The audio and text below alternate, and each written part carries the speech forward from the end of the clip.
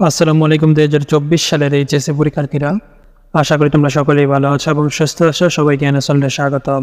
HSC পরীক্ষার্থীদের উদ্দেশ্যে কিন্তু বেশ কয়েকটি নির্দেশনা দিল ডিএমপি। এই শিরোনামে কিন্তু একটি প্রতিবেদন প্রকাশ করেছে কালের কণ্ঠ।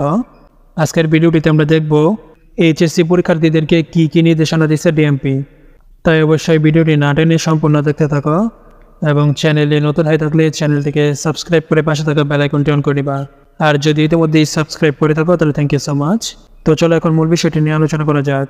তোমরা কিন্তু এখানে দেখতে পাচ্ছ যে ডিএমপি কিন্তু এইচএসসি পরীক্ষার্থীদের উদ্দেশ্যে 19টি নির্দেশনা দিছে। তো চলো এখন আমরা এই 19টি নির্দেশনা দেখে আসি। প্রথমেই কিন্তু তোমরা দেখতে পাচ্ছ যে পরীক্ষার হলে রওনা দেওয়ার আগে অবশ্যই প্রয়োজনীয় কাগজপত্র এবং কলম সঙ্গে নিন। প্রয়োজনীয় কাগজপত্র বলতে তোমাদের পরীক্ষার কেন্দ্রে কিন্তু দুইটি কাগজের প্রয়োজন পড়বে।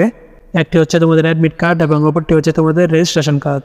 তোমাদেরকে কিন্তু বাধ্যতামূলকভাবে এই দুইটি কাগজ নিয়ে পরীক্ষার কেন্দ্রে প্রবেশ করতে হবে। এবং তারপর বিষয়টি হচ্ছে পরীক্ষা শুরুর আগের দিন কেন্দ্রের অবস্থানটি ভালো করে জেনে নিন এবং আপনার বাসা থেকে কোন রুটে যেতে হবে তার পরিষ্কার ধারণা নিন। অর্থাৎ তোমাদের পরীক্ষাটি যে কেন্দ্রে অনুষ্ঠিত হবে ওই কেন্দ্রে তোমাদেরকে কিভাবে যেতে হবে সেই সম্পর্কে কিন্তু আগেই ধারণা নিতে বলছে। কেননা তোমরা যদি আগেই ধারণা রাখো তাহলে কিন্তু দেখা যাবে তোমরা খুব সহজেই কিন্তু তোমাদের পরীক্ষার কেন্দ্রে পৌঁছাতে পারবে। এবং তারপরে বিষয়টি হচ্ছে পরীক্ষা শুরুর আগে কেন্দ্রে উপস্থিত হওয়ার জন্য পরীক্ষার্থী বা অভিভাবকদের সড়ক বা মহাসড়কের যানজটের বিষয়টি মাথায় রেখে পর্যাপ্ত সময় নিয়ে বাসা থেকে বের হওয়ার জন্য অনুরোধ করা হলো।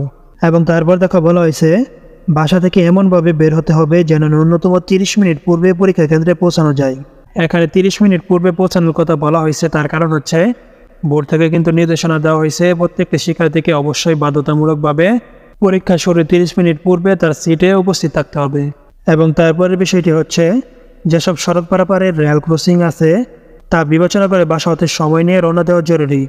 অর্থাৎ অনেক সময় দেখা যায় রেল ক্রসিংয়ের সময় কিন্তু গাড়িগুলো কিন্তু বিশাল যানজটে পড়ে যায়, তখন কিন্তু দেখা যায় পরীক্ষার কেন্দ্রে সঠিক সময়ে উপস্থিত না হওয়ার সম্ভাবনা থাকে। এবং তারপর বিষয়টি হচ্ছে আপনার বাসা বা পরীক্ষা কেন্দ্রের আশপাশের রাস্তায় যদি খোঁড়াখুড়ি বা মেরামত কাজ চলে তবে তা বিবেচনা নিয়ে সময় মতো রওনা দিতে হবে।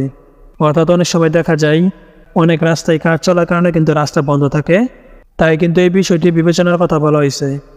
এবং তারপরে বিষয়টি বলা হয়েছে পরীক্ষার্থী ও অভিভাবকদের সাবধানতা অবলম্বন করে যানবাহনের চলাচলের অনুরোধ করা হলো।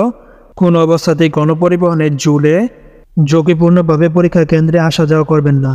এবং যেসব পরীক্ষার্থী মোটরসাইকেলে পরীক্ষা কেন্দ্রে ভ্রমণ করবেন তারা অবশ্যই নিরাপত্তাজনিত কারণে হেলমেট পরিধান করবেন। এবং তারপরে বিষয়টি হচ্ছে পরীক্ষা কেন্দ্রে আগত পরীক্ষার্থীরা যানজট বা কোনো অনাকাঙ্ক্ষিত সমস্যার সম্মুখীন হলে কর্তব্যরত ট্রাফিক পুলিশের সহযোগিতা নেওয়ার জন্য অনুরোধ করা হলো। এবং তারপরে বিষয়টি হচ্ছে ঝুঁকি নিয়ে রাস্তা পারাপার থেকে বিরত থাকুন। প্রয়োজনে ফুট ওভার ব্রিজ ব্যবহার করুন এবং পুলিশের সহায়তা নিন। রাস্তা পারাপারে জেব্রা ক্রসিং থাকলে ব্যবহার করুন।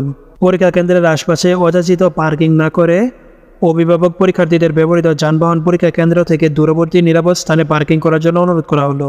এবং তারপর আরেকটি বিষয় গুরুত্বপূর্ণ হচ্ছে বর্তমানে কিন্তু বর্ষাকাল চলছে, আর বর্ষাকাল চলছে বিদায় অবশ্যই কিন্তু শিক্ষার্থীরা ছাতা, রেনকোট কিংবা বৃষ্টি থেকে রক্ষার প্রয়োজনীয় সরঞ্জাম আদি সঙ্গে নিয়ে বাসা থেকে বের হওয়ার জন্য অনুরোধ করা হলো।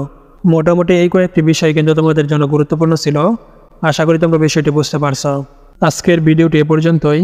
শিক্ষা বিষয়ক সকল তথ্য পেতে চ্যানেলটিকে সাবস্ক্রাইব করে পাশে থাকা বেল আইকনটি অন করে নেবা। আজকের মতো এখানে বিদায় নিচ্ছি।